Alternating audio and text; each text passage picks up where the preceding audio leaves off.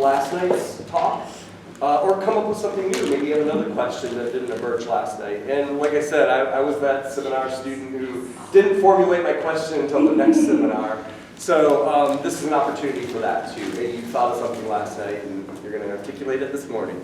So without further ado, Margaret. I'm off to get the foam board. See you. Yeah. Oh, do you my dad get that for you? Yeah. Okay. Either I or someone. Life All conference right. chair. Yeah.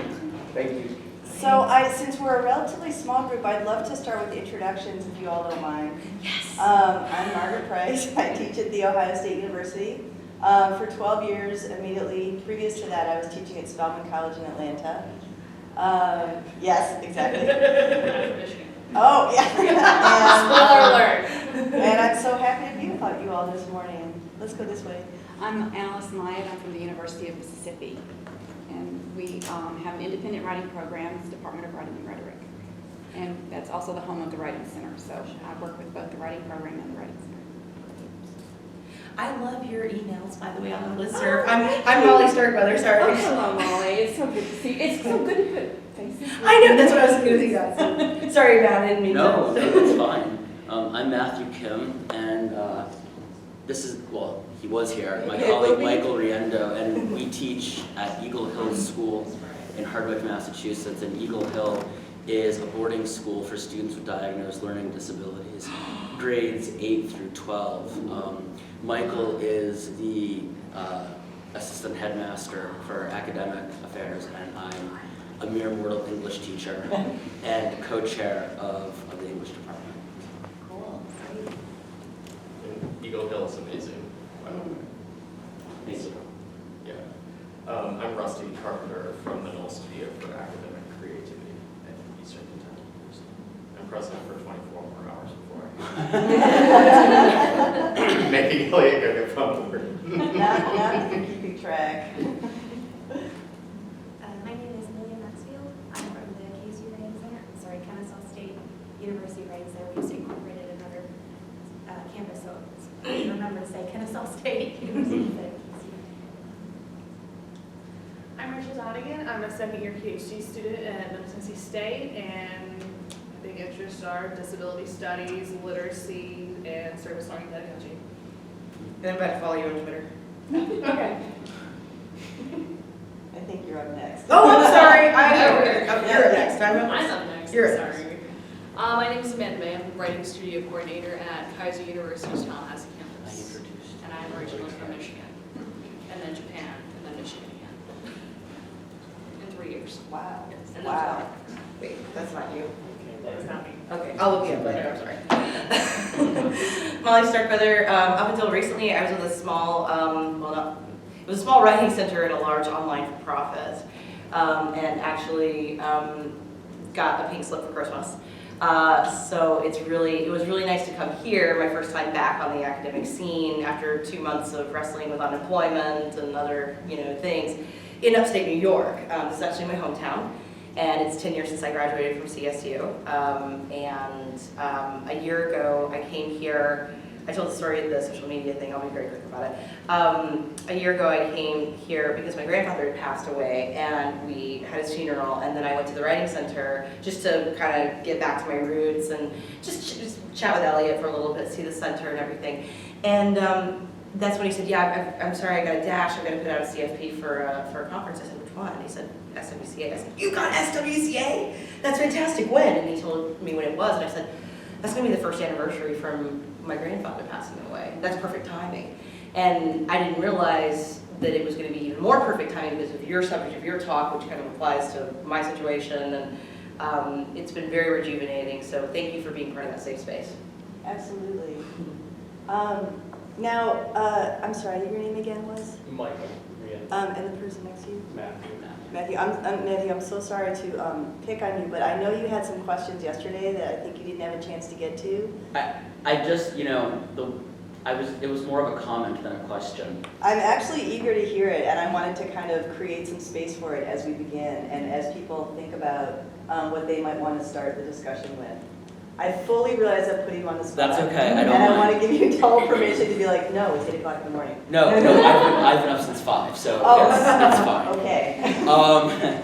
No, I was just gonna say that your talk last night really affirmed a lot of my feelings about being a former graduate student who did disclose learning disabilities, mental disabilities. I was very forthcoming with myself, and I paid a very heavy price for it in school. I thought, you said you wanted to eventually do research, similar research on graduate students and undergrad students, and I think that you will find a lot of willing participants probably, and you will draw back a curtain that's going to reveal a lot of frustration among students. I mean, where I went to school is unimportant, and the who and the where are unimportant. But what is important is, I self-advocated for myself, and I found out that graduate faculty who specialize in disability studies at this particular institution, and probably others, there's definitely there seems to be this gap between, I study disability studies, but if you're going to be a graduate student who's going to emulate me, well, you can't be disabled. Exactly. Or you can't act disabled. Or you can't act disabled. Of all the things that I have going on in my life, hyperactivity is probably you wouldn't think so, but being hyperactive is probably the most condemning thing you can be in graduate school. Never mind the myriad of other issues that I have that complicate my life, but at the pace at which I walk down the hall and talk and impulsively interrupt, and people just there are faculty who are like, I'm not working with you, don't take my class, don't do this, and so I was able to write my dissertation and defend it successfully only when I found a chair who had a son who was similar to me. And he said, you remind me of my son, just slightly, more mature, which is scary. Your son must be really screwed up. But he was like, I'll take you on. And he, and we did the whole writing process together, and I defended it. And when I returned to the university, because I took a job with Michael hired me right as I was finishing my exams. I went back to the university to defend, and I walked down the hall, and people didn't say anything, but you could tell they were visibly upset that I was given permission to defend and pass and be have the title as doctor. It was a very uncomfortable situation. So as I was listening to your talk, I was thinking, this is so affirming. You need to do this research. Please do this research. Yay. Yeah. And I want to reiterate something I said during the talk, which is that Stephanie and I, we essentially decided to focus on faculty for pragmatic reasons. Initially, we were thinking about a sample of what we were calling academic professionals, which would have included graduate student instructors as well as faculty. And then we realized, especially at the survey stage, that just wasn't practical. We weren't going to get what's called, in the social sciences, good data. Because we're working actually with a psychologist and a rehabilitation scientist, and they help sort of remind us of these things. And so graduate students are working in conditions that are really materially different from faculty in a lot of ways, even as there are important overlaps as well. And so pretty reluctantly we said, okay, we're just going to focus on faculty.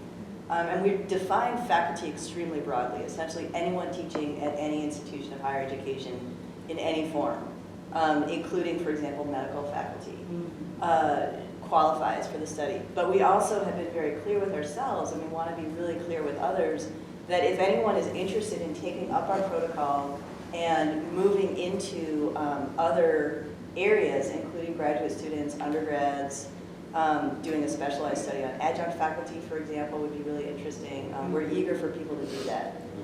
We don't really have a freestanding website for the study yet, but that's in the works. So the current sample, I'm sorry, did I? Okay, good. So the current sample is of tenured faculty? No, Okay. it's any faculty. And actually, we're using a method that's called maximum variation sampling. It's also sometimes referred to as diversity sampling, interestingly. And the idea with this kind of sampling is to get as wide a range of experiences as you can. So you throw out the idea of getting a representative sample, and instead you say, we deliberately want to go for a really wide range of experiences. So we have non-tenure track faculty, faculty at community colleges, faculty at R1s, faculty at small liberal arts colleges, tenured, untenured, continuing employment, you know, the kinds of contracts where you kind of have tenure, but it's not called tenure. Right. We went for a very, very wide range of ranks. And we also went for as wide a range as we could in terms of socioeconomic class, race, gender, sexuality, basically anything we could think of that would give us some sense of just how, I'm going to use the word diverse, the group of faculty with disabilities is. We said those are the people we want to sample. I like that. No, Okay. I'm just- I keep jumping in and then thinking, wait, does somebody else have something? Well, one thing I love about this group is it seems like there's a pretty high level of understanding of different disabilities. So by all means, I'd say, Molly, jump in, and then we'll just deliberately make space for some other voices. I love it, thank you. So I was a full-time writing center tutor. I was not a faculty, and it was made very clear to me that I was not faculty. So I'm wondering if that could be its own, you know, would it be better to join y'all's stuff, or, you know, me take it out and approach quietly a bunch of full-time writing center tutors and say, what do you think about this? Actually, I think writing center tutors would be another incredibly interesting group. I was going to just kind of go off of what Molly said and ask if, in expanding the protocol, you would be willing to look at, for example, the writing center tutors where, for example, at the University of Mississippi, they're all undergraduates. Yes. And so I don't know if you're ready for that, to advance, to expand your demographic in that direction, but. We couldn't do it ourselves, but if someone else said, hey, the particular questions you're asking, and I can tell you what the 4 basic questions are, it's not a very complex protocol. If somebody said, I think the issues that undergraduate writing tutors are working on is interesting, my response is yes. Mm-hmm. Like, absolutely, those are relevant questions. At a minority serving institution, a particular set of questions would come up. At an R1, a particular set of questions would come up. So as far as this can proliferate, I'd like to see it do that. The questions we're asking are, and this is like the bare bones, we have a lot of sort of follow-ups and probes and stuff, but question number 1 is typically, do you talk about your disability at work? Okay, let's see if I haven't done an interview in a minute. Question number 2 is tell me about sort of your everyday work life, and then that conversation typically expands into what is your schedule like, what is your office like, how much control do you have over these factors. If it's a teaching faculty, we'll talk about what their teaching load is or what their experiences are with students. The third question we ask is about the space they work in. Do you have an office? If so, what is your office like? And then that question kind of expands into what technologies do you work with on a regular basis. We also ask about what accommodations faculty members have. I'm happy to email these to anyone, by the way. Yes. And the last question we ask is one that we actually added partway through the study, and it's turned out to be an incredibly generative question. Near the end of each interview, we ask, are there accommodations that you wish you had that you don't have? And this tends to lead to these incredibly interesting conversations because some of the people we talk to have a lot of accommodations in place. But it still generally causes people to be like, what would I want? So for example, a deaf faculty member who routinely works with interpreters and routinely works with CART was thinking, and she was saying, what I'd really like is some kind of device that offered a more instant kind of translation, not only between me and people communicating in English, but also between different languages, different sign languages, British Sign Language, Spanish Sign Language, American Sign Language. And she sort of imagined this magical device that would allow for this immediate translation.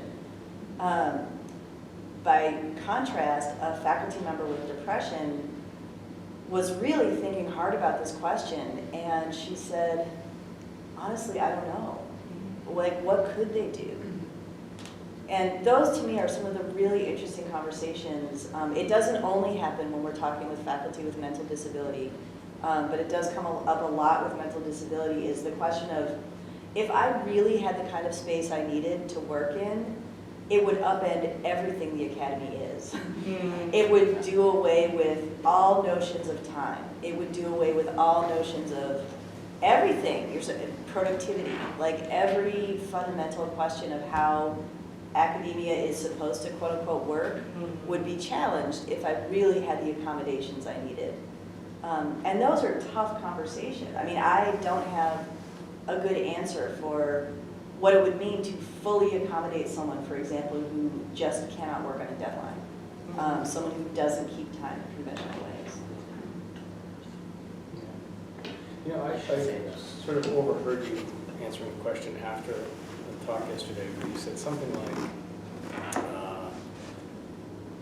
you know, accommodation for disability doesn't mean be who you are or be yourself or something.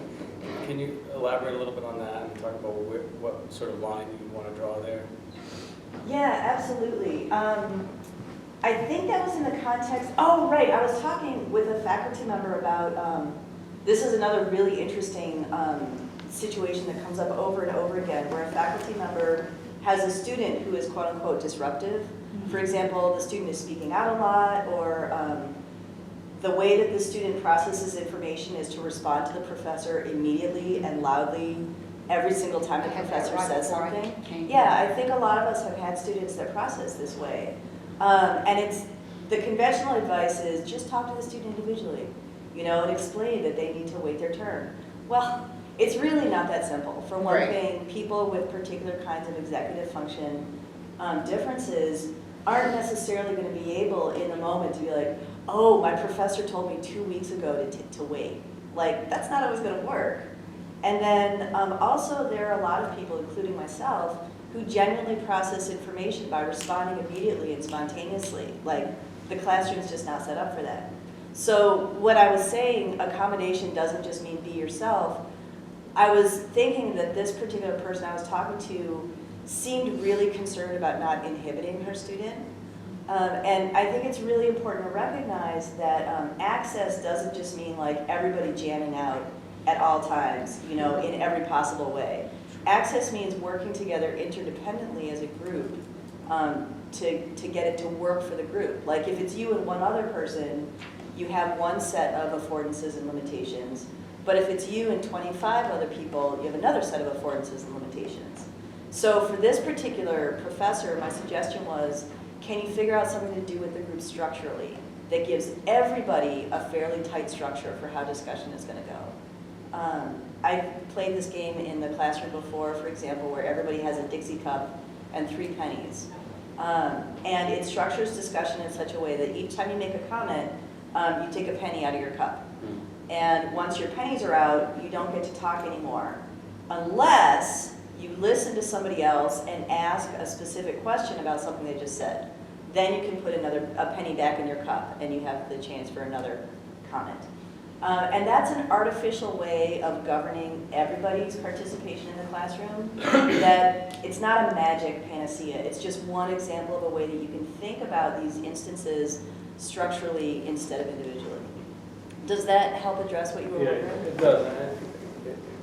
I feel like I'm really, you guys are much better experts than I am in dealing with LD in the classroom. I just want to say, I have 2 things come to mind. A, I know that, well, they both go together.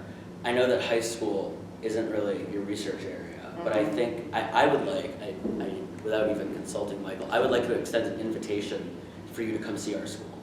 I'd love to. Because I think that you will love it, and I think that you will see that a lot of the things that you talk about and wish for in colleges and universities occur at our school. That is really And I do think, after having been a graduate student and at 2, fairly large universities, and having been an adjunct faculty before, and now being a high school teacher at our school, I think that colleges and universities, well, I know this, I know that colleges and universities can learn a lot from our model. I mean, obviously we have, our own shortcomings, and we're not 100% perfect, but we are pretty great in the way that we form relationships with our students and allow them to be themselves under most, if not any circumstance. I mean, we have a really good model. Our model is successful, and I think that you would love it. I would love to see more of that. And Where's so, your school located? Hardwick, Massachusetts. Oh. So fly into Bradley and we'll pick you up. Yeah, okay. Just Yes, now. and actually, that makes me think of something that I feel is really important to talk about, which is when we're thinking about disability, how are secondary education and higher education talking to each other? And the answer, you're absolutely right, the answer is not very well. Not very well. I have a nephew. He's in elementary school. He's in middle school now. He has he's contending with several issues, but he lives in West Texas. Oh, I'm sorry. Yes, me too, especially with, he has an IEP and he has a variety of other things, Does everybody here know what an IEP is? Individual education. But the thing is, not just my nephew, but all students at this middle school, they can only walk, when they walk down the hall, they have to put their hands in their pockets. They're not allowed to reach out, they're not allowed to touch. This is just a public school. This isn't an alternative school, it's like a special school. It's just a run-of-the-mill middle school.